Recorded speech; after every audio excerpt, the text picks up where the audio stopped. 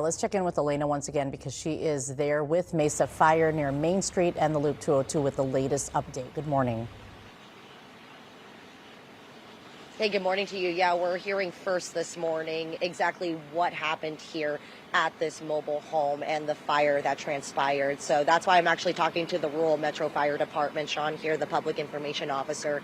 You're about to share for us the details that you know right now from this fire. What can you tell us this morning? Yeah, so we got a call this morning from 911 at about 5:30 this morning regarding a mobile home fire here in the park, about the 8600 block of Apache Trail in East Mesa.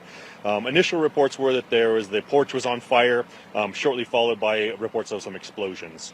Explosions. So I know it's pretty early in the investigation, but what have you guys been able to see or tell from going through what's remaining of this mobile home? So currently we don't have a lot of information available. Nobody was home at the time, so there was nobody injured in the fire itself. Our early understanding is that the person who lives here did have a bunch of rescue animals, so there are some animal fatalities, we believe. We don't know exactly how many at this time.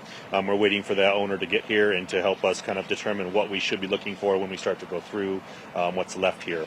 Do you know, have you made contact, I guess, with anyone else in the trailer park here? Has this affected anybody else from the fire standpoint in any kind of way?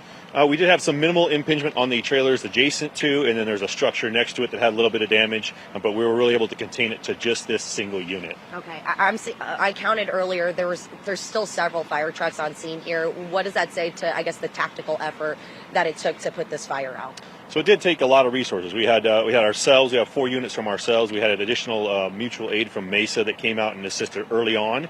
But we will be here for quite a while. There's going to be a lot of what we refer to as mop-up. So they're going to have to go through all that structure, pull some of that stuff off of there.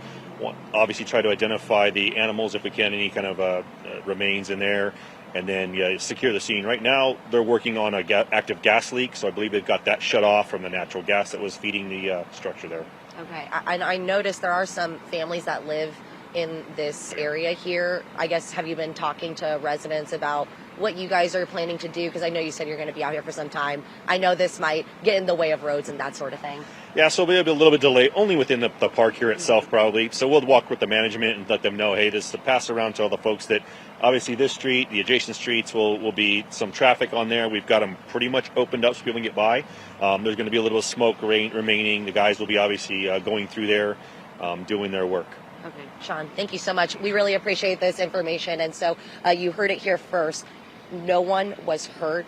We do know that there are going to be some animal fatalities, so that's something that we'll keep our eyes on and, keep our ears open for once we hear more details on that. And then, of course, they're going to continue investigating how those explosions in those homes maybe transpired into this fire here, guys.